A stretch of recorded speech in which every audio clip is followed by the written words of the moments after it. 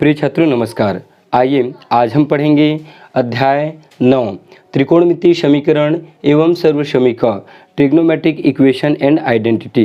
तो मैं आज आपको त्रिकोणमिति से संबंधित जितने भी फार्मूला इस चैप्टर में उपयोग होने वाले हैं वे सभी फार्मूला आपको आज पढ़ाऊंगा। इसके बाद आपको किसी दूसरे फार्मूला को पढ़ने की ज़रूरत नहीं पड़ेगा। तो आप मेरे साथ बने रहिए और वीडियो को अंत तक देखिए। आपको पूरा फार्मूला आज याद भी करवाऊंगा और आपको पूरा फार्मूला पढ़ाऊंगा भी। और यदि आप हमारे चैनल पर नए हैं तो चैनल को सब्सक्राइब जरूर करें, साथ ही साथ बेल आइकन को भी प्रेस कर लीजिए, जिससे हम ऐसे ही नए नए वीडियो लेकर आएंगे तो उसका नोटिफिकेशन सबसे पहले आपको मिल जाएगा।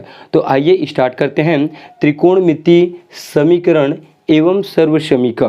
तो सबसे पहले मैं आपको बता देता हूँ, इस चैप्टर का अर्थ मैं आपको समझा देता हूँ कि समीकरण होता क्या चीज़ है, त्रिकोणमिति होता क्या चीज़ है और सर्वसमीका होता क्या चीज़ है। ठीक, तो सबसे पहले देखेंगे हम त्रिकोणमिति के बारे में। तो त्रिकोणमिति क्या होता है, देखिए इसको यदि हम त्रिकोणमिति को अलग करें, त्रिकोणमिति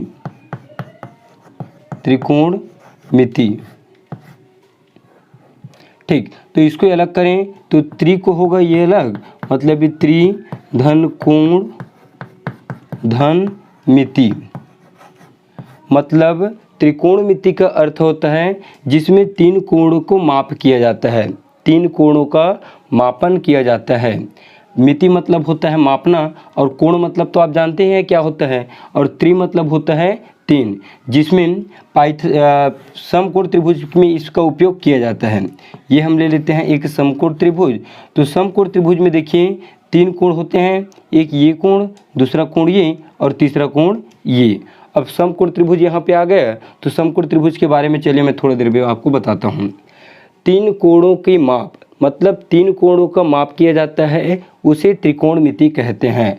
अब मापन की तीन पद्धति होते हैं, थोड़ा बेसिक देख लीजिए। मापन की तीन पद्धति होती है, मापन की तीन पद्धति होती है। पहला होता है षष्ठिक पद्धति। क्या होता है? षष्ठिक पद्धति। षष्ठिक पद्धति मतलब वो ये होता है कि कोण को क्या करते हैं, हम समकोण से नापते हैं। मतलब एक समकोण बराबर होता है, एक समकोण बराबर होता है 90 अंश। तो षष्ठिक पद्धति में हम क्या करते हैं, हम कोण को किससे नापते हैं? अंश में नापते हैं। ठीक, षष्ठिक पद्धति में कोण को हम अंश में नापते हैं। दूसरा होता है सटीक पद्धति। सटीक पद्धति में हम कोण को ग्रेड से नापते हैं। किससे नापते हैं? ग्रेड से। एक समकोण मतलब होता है, एक समकोण मतलब ये होता है 100 ग्रेड। क्या होता है? 100 ग्रेड होता है। सटीक पद्धति में हम कोण को नापते हैं ग्रेड से। एक समकोण बराबर होता है 100 ग्रेड। सटीक पद्धति में कोण को नापते हैं हम ग्रेड से। ये सातिक होता है, सातिक का लेना, सातिक पद्धति। तीसरा होता है वृत्तीय पद्धति में पाई रेडियन से नापते हैं हम। कोण को क्या करते हैं? रेडियन से नापते हैं। वृत्तीय पद्धति में रेडियन से नापते हैं कोण को। तो ध्यान दीजिए। ठीक, वैसे पाई रेडियन इक्वल टू 180 होता है। पाई रेडियन इक्वल टू 180 अंश। पाई मतलब भी होता है 180, तो पाई रेडियन इक्वल टू 180 अंश होता है। तो मापने की तीन पद्धति होती हैं। एक होता है षष्ठिक पद्धति, जिसमें हम कोण को समकोण से नापते हैं। एक समकोण बराबर 90 अंश होता है। दूसरा होता है सातिक पद्धति। सातिक पद्धति में एक समकोण बराबर 100 ग्रेड होता है। ग्रेड से हम इसको नापते हैं। तीसरा होता है वृत्तीय पद्धति। वृत्तीय पद्धति में हम कोण को रेडियन से नापते हैं। पाई रेडियन इक्वल टू होता है 180 अंश। यदि एक रेडियन का मान निकालें तो 180 बटे पाई अंश हो जाएगा। ठीक, इस तरह से मापन की तीन पद्धति होती है। और तीन मतलब तो आप जानते हो, कोण मतलब भी आपको पता चल गया। अब देखिए समकोण त्रिभुज क्या होता है। तो समकोण त्रिभुज देखिए इसके बारे में, समकोण त्रिभुज उसे कहते हैं जो 90 अंश का कोण बनाए। किसके साथ? आधार के साथ। तो ये इसका आधार है और ये क्या है? इसका लंब है। अब लंब हम किसको कहेंगे, इसको भी थोड़ा ध्यान दीजिएगा। यदि मैं नाम दे देता हूँ A, B और ये C, तो एक बात आपको हमेशा याद रखना है, समकोण त्रिभुज में जो लंब रहता है आधार के साथ, मतलब ये आधार और ये लंब, तो यहाँ पे हमेशा 90 अंश का कोण बनता है।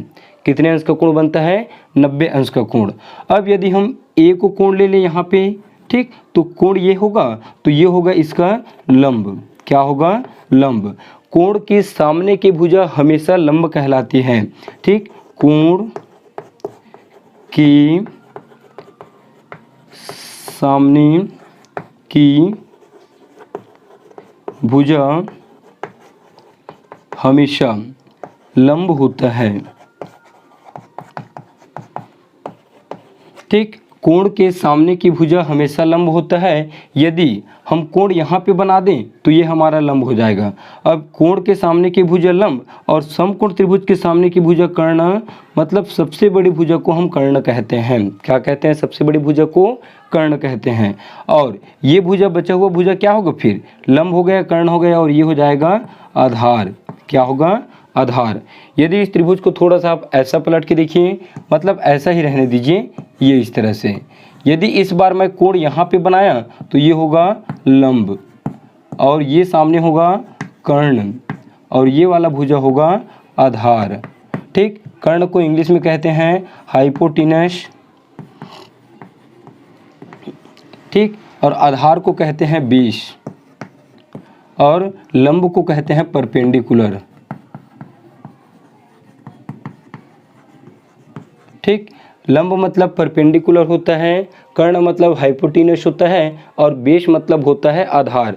तो कोण यहाँ बन गया तो ये भुजा क्या होगा? लंब होगा। यहाँ पे कोण बना था तो ये भुजा क्या होगा? लंब होगा। इस तरह से आप लंब को पहचान लेंगे कि लंब कौन सी भुजा होती है और कर्ण और आधार कौन सी भुजा होती है। सबसे बड़ी भुजा हमेशा कर्ण होगा। ये हुआ हमारा समकोण त्रिभुज के बारे में, ठीक। आज मैं आपको जितना बेसिक है त्रिकोणमिति में वो सभी बताऊंगा। यदि आज के वीडियो आप देख लेंगे तो आपको त्रिकोणमिति देखना बहुत ही आसान लगेगा। तो फिर चलिए स्टार्ट करते हैं। अब हम इसमें 9वीं में आप कुछ पढ़े थे त्रिकोणमिति के बारे में, जिसमें से हम जानते हैं कि त्रिकोणमिति में 6 अनुपात होते हैं। कितने अनुपात होते हैं? त्रिकोणमिति में 6 अनुपात होते हैं। 6 अनुपात। चलिए देखिए, अनुपात 6 अनुपात होते हैं। क्या क्या होता है देखिए, ठीक। तो पहला होता है साइन थीटा, दूसरा ये होता है कॉस थीटा, तीसरा ये होता है टेन थीटा, ठीक। फिर तीसरा के बाद ये चौथा साइन कॉस टेन, फिर ये हो जाएगा कॉट थीटा, फिर पांचवा होता है सेक थीटा, फिर छठवा होता है sine cos tan cot sec cosec theta, ठीक। ये अनुपात आपको याद रहना चाहिए। तो आपको ये 6 त्रिकोणमितीय अनुपात क्रमशः आपको याद रखना पड़ेगा। Sine cos tan cot sec cosec, sine cos tan cot sec cosec, तो ये 6 त्रिकोणमितीय अनुपात आपको याद रहेगा। तो इससे संबंधित 6 फार्मूला आपको सिर्फ 1 मिनट में याद हो जाएगा। चलिए देखिए, यदि ये याद हो गया होगा तो हम क्या करते हैं, सही जोड़ी मिलाने आता है आपको, आता है ना सही जोड़ी मिलाने। तो ये स्टार्टिंग है तो इसको अंतिम के साथ मिलाइए, ये ख़त्म होता है तो इसको ऐसे मिलाइए, और ये सीधा होता है, मतलब तिर्यक गुणा करिए और बीच से इसको सीधा गुणा कर दीजिए, ठीक। साइन का कोसेक के साथ और कॉट का इसके साथ और बीच वाला का बीच के साथ। अब देखिए, ये जो इसके साथ गुणा हुआ है, मतलब यहाँ हमारा एक फार्मूला बनता है साइन थीटा, ठीक। साइन थीटा का उल्टा कौन होता है? 1/2 कोसेक थीटा, मतलब साइन थीटा का जोड़ीदार कौन होता है? यहाँ पे कोसेक थीटा होता है, ठीक। साइन थीटा का जोड़ीदार कोसेक थीटा होगा, तो कोसेक थीटा का जोड़ीदार कौन होगा भाई?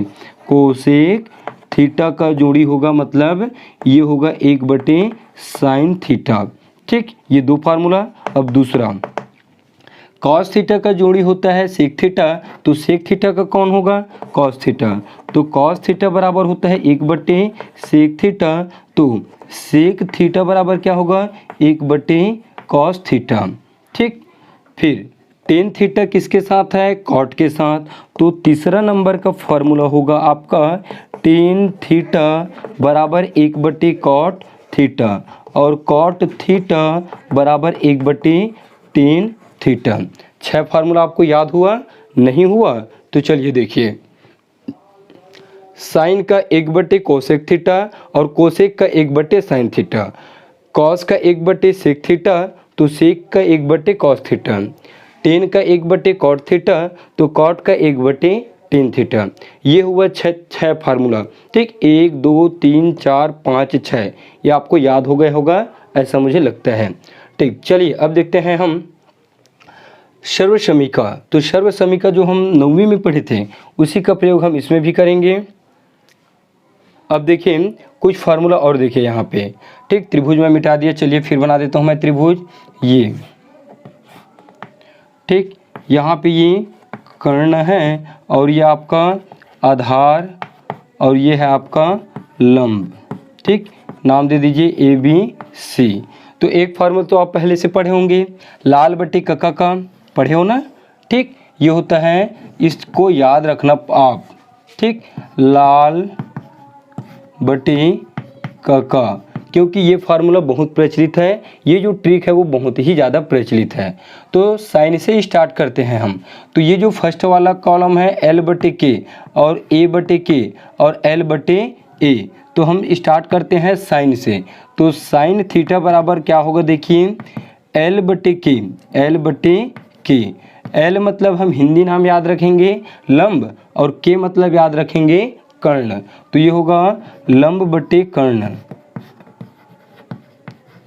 लंब बटे कर्ण।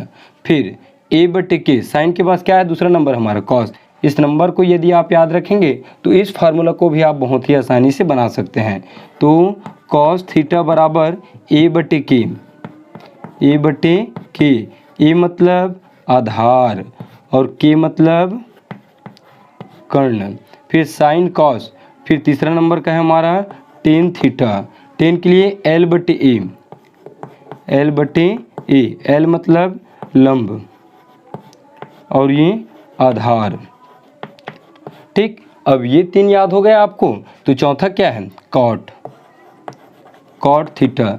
तो सिंपल से हम देख चुके हैं कॉट थीटा क्या होता है भाई, टेन का उल्टा होता है।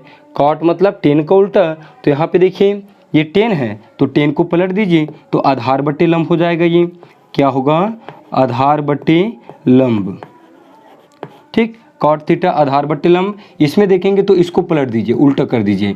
ठीक, के को ऊपर करिए, कक्का बटे लाल कर दीजिए।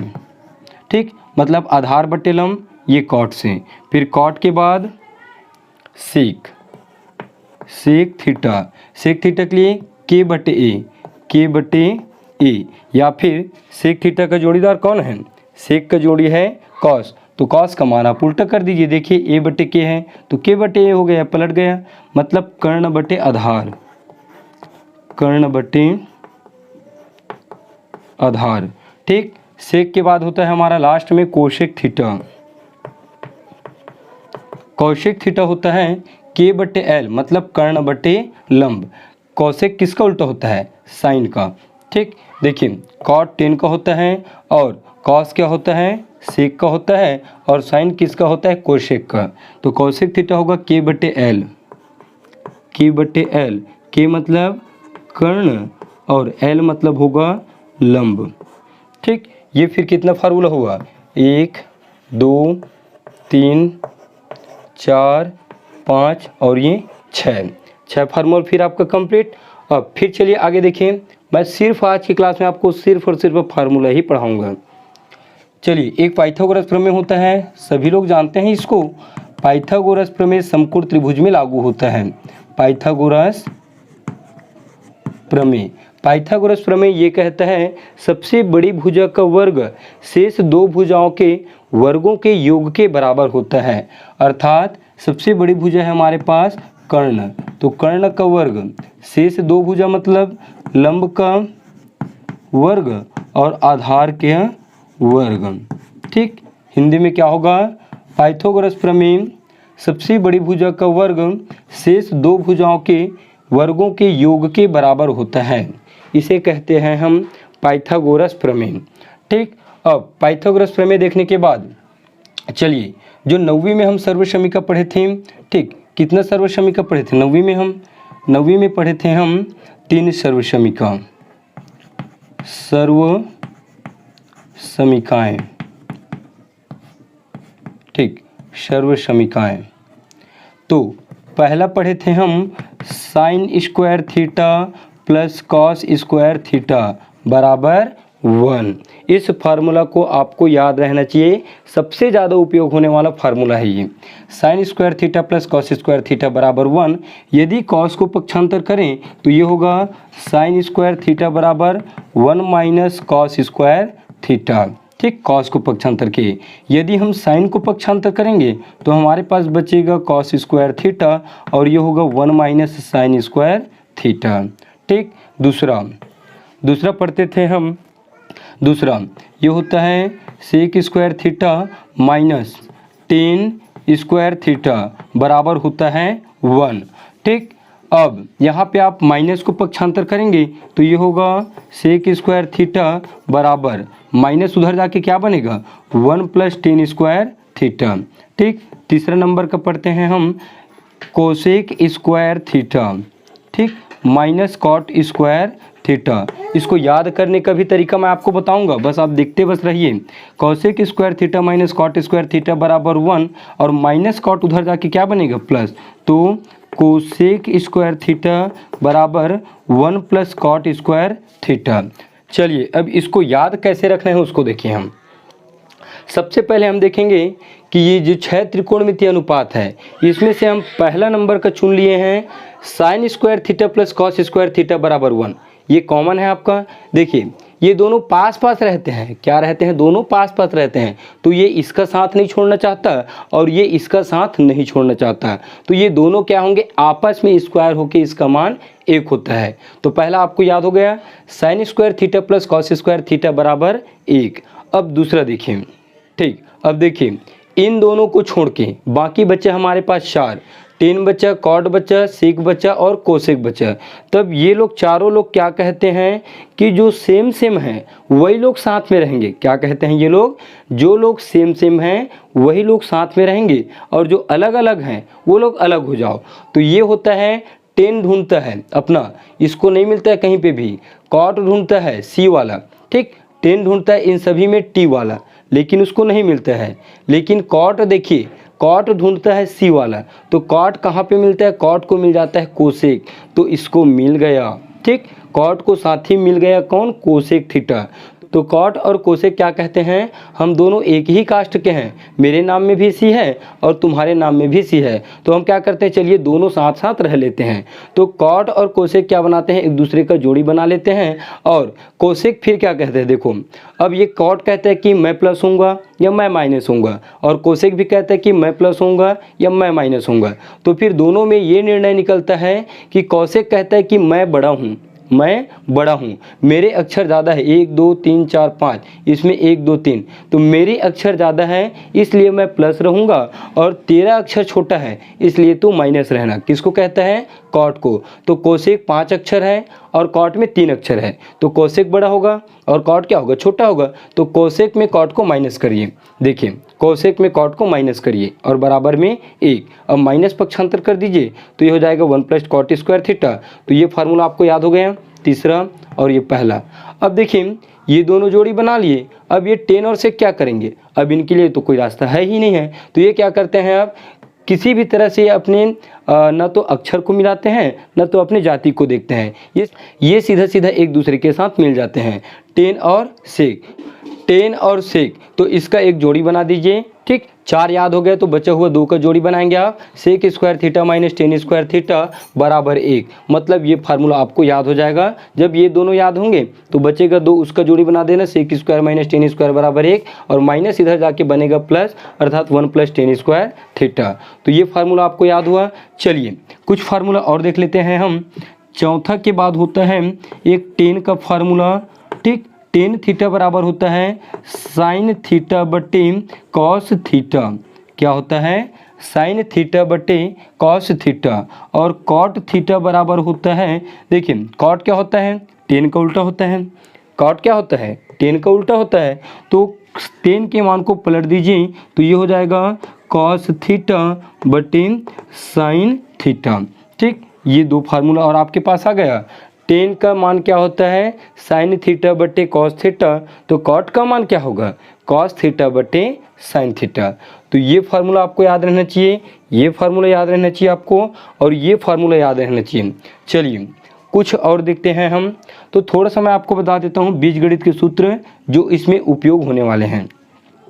ठीक, पहला a प्लस बी, ये आपको याद होगा फिर भी चलिए लिखिए, a square plus 2ab plus b का स्क्वायर। ठीक, दूसरा फार्मूला a माइनस में, ठीक, तो ये होगा a square minus 2ab plus b square.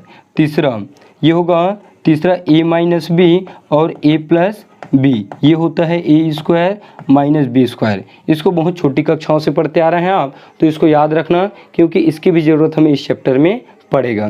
तो ये तो हुआ पूरा फार्मूला। ठीक, तो पूरा फार्मूला आप नोट कर लीजिए। फिर थोड़ा सा फार्मूला मैं आपको और बताऊंगा, और त्रिकोणमिति टेबल को उसके लिए मैं एक छोटा सा वीडियो बना दूंगा, उसे भी आप पढ़ लीजिएगा। तो आज मैं सिर्फ आपको फार्मूला पढ़ाऊंगा, फिर जिस दिन त्रिकोणमिति टेबल पढ़ाऊंगा उस दिन आपको टेबल भी अच्छी से याद करा दूंगा। तो आप इस फार्मूला को यहाँ तक नोट कर लीजिए। इसको मिटाकर मैं थोड़ा सा आपको और बताऊंगा जो इस चैप्टर में भी उपयोग होने वाला है। तो चलिए नोट कर लीजिए इसको भाई। तो चलिए देखिए कुछ फार्मूला और देख लीजिए आप। तो सीधा सीधा मैं आपको, ये तो चतुर्थांश में बनता है, यदि इसको मैं आपको कंप्लीट डिटेल से बताऊं तो कम से कम 20 से 25 मिनट का वीडियो बनेगा। उसका वीडियो मैं 11th वालों के लिए बनाया था, 11th और 12th वालों के लिए। यदि आप उस वीडियो को देखना चाहते हो तो देख सकते हैं। उसमें आपको त्रिकोणमिति के जितने भी बड़े कोण होते हैं उसका मान आप उस वीडियो की सहायता से निकाल सकते हैं। जैसे 720 अंश का मान, 1200 का मान, 1000 का मान, सभी का मान आप उस वीडियो को देख के निकाल सकते हैं। तो उस वीडियो का लिंक आपको मिल जाएगा, आप वीडियो में जाके चेक कर सकते हैं।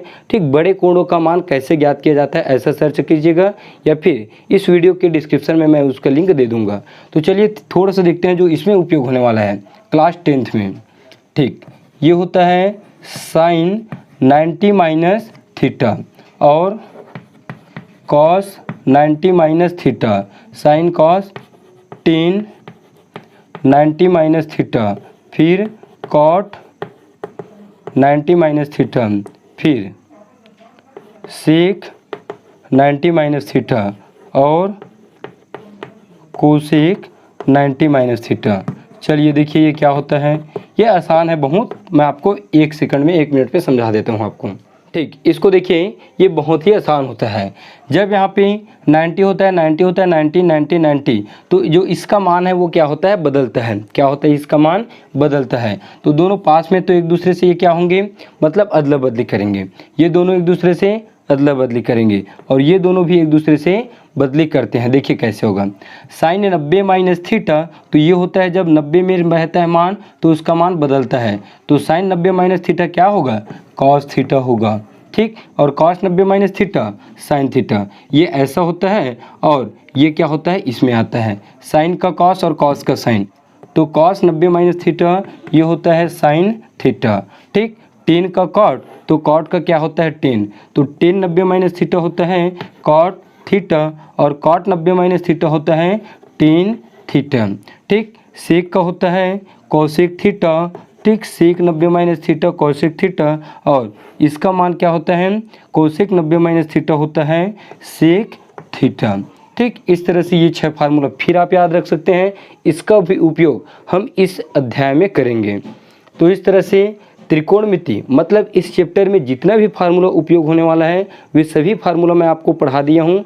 तो इन फार्मूला को आप कंठस्थ याद रख लीजिए, क्योंकि त्रिकोणमिति का जो चैप्टर है वो सिर्फ और सिर्फ फार्मूला पर आधारित है। यदि आपको फार्मूला कंठस्थ याद रहेगा तो आप क्वेश्चन को बहुत ही आसानी से बना सकते हैं। सिर्फ आपका बचा एक त्रिकोणमिति टेबल, उसके लिए मैं एक छोटा सा वीडियो बना दूंगा और बहुत ही आसानी से उसको भी याद करा दूंगा। फिर नेक्स्ट क्लास में मिलते हैं हम नए वीडियो के साथ, और उस क्लास में देखेंगे त्रिकोणमिति टेबल के बारे में, फिर हम प्रश्नावली को स्टार्ट करेंगे। तो आज का वीडियो आपको अच्छा लगा तो लाइक करें, कमेंट करें और अपने फ्रेंड लोगों को शेयर भी कर दीजिए ताकि वो लोग भी हमारे इस वीडियो को देख सकें।